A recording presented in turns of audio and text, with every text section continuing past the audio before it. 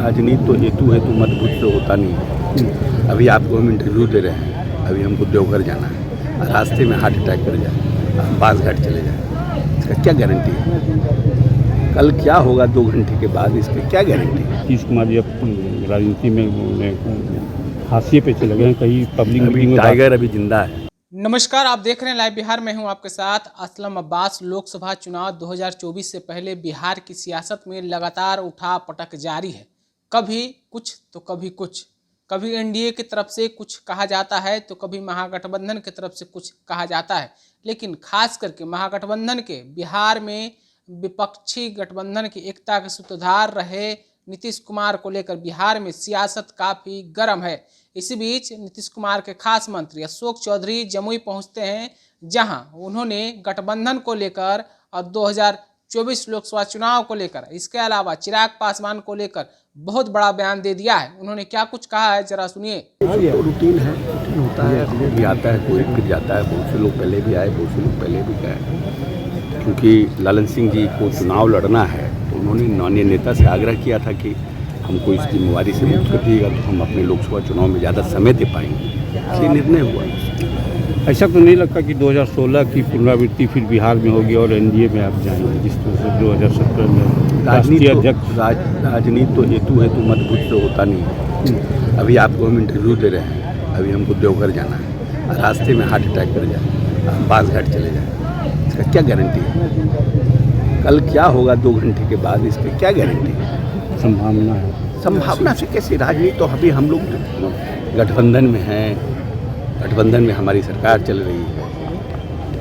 जैसे लोकसभा चुनाव की तरफ नज़दीक आते जाता है, उसे ईडी सीबीआई का वार ज़्यादा हो रहा है विपक्षी दलों में। क्या ये बात तो कहा जा रहा है ना, इस देश में एक बड़ा सेक्शन ये बात तो कह रहा है कि ईडी की कार्रवाई जो है वैसे ही लोगों पे हो रही है जो विपक्ष में है, तो कहीं ना कहीं पारदर्शिता नहीं दिखती है।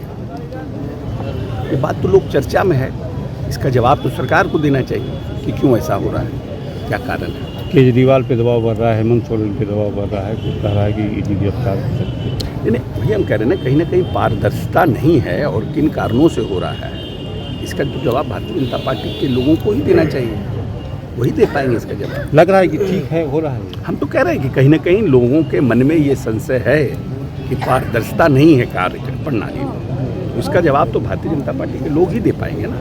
तो सर, नीतीश कुमार जी राष्ट्रीय अध्यक्ष बने हैं और विपक्ष आरोप लगा रहा है नीतीश कुमार जी अब राजनीति में हाशिए पे चले गए हैं, कहीं पब्लिक मीटिंग में। टाइगर अभी जिंदा है। तो अभी आपने अशोक चौधरी को सुना है किस तरीके से जमुई विधानसभा के पूर्व प्रत्याशी शमशाद आलम को जदयू की सदस्यता दिलाने के लिए अशोक चौधरी पहुंचे थे। इस मौके पर पत्रकारों के सवाल पर उन्होंने साफ साफ कहा है कि राजनीति में कुछ भी कभी भी हो सकता है, लेकिन अभी हम लोग महागठबंधन में हैं, सरकार चला रहे हैं, लेकिन एनडीए में जाएंगे कि नहीं जाएंगे ये राजनीति जो है भविष्य की बात है, इस पर कुछ नहीं कहा जा सकता है। साथ ही साथ जदयू और नीतीश कुमार को लेकर उन्होंने किस अंदाज में बोला है, आपने खुद सुना है। टाइगर अभी जिंदा है। नीतीश कुमार को लेकर अशोक चौधरी का ये शब्द था, ये अल्फाज था, किस तरीके से वो बोल रहे थे, तो आप समझ सकते हैं। एक तरफ जदयू और चिराग पासवान को लेकर कितनी खटास है, कितना कुछ राजनीतिक रूप से बातें आती रहती है, आप लगातार सुनते और देखते भी रहते हैं, पढ़ते भी रहते हैं। लेकिन इसी बीच अशोक चौधरी का ये बयान जमुई में चिराग पासवान के संसदीय क्षेत्र में देना कितना बड़ा बिहार की राजनीति के लिए हो सकता है, आप खुद समझ सकते हैं, या फिर कहें कि कुछ दिनों में इसका आपको ज़रूर असर देखने को मिलेगा। फिलहाल आपने अशोक चौधरी को सुना है, आप अपनी राय क्या रखते हैं? क्या नीतीश कुमार फिर से एनडीए में शामिल हो जाएंगे?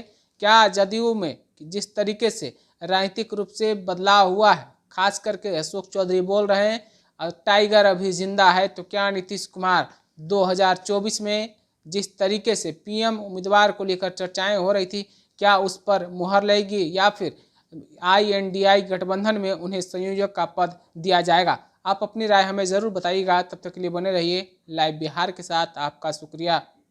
YouTube पर सब्सक्राइब और Facebook पर लाइक ज़रूर करें।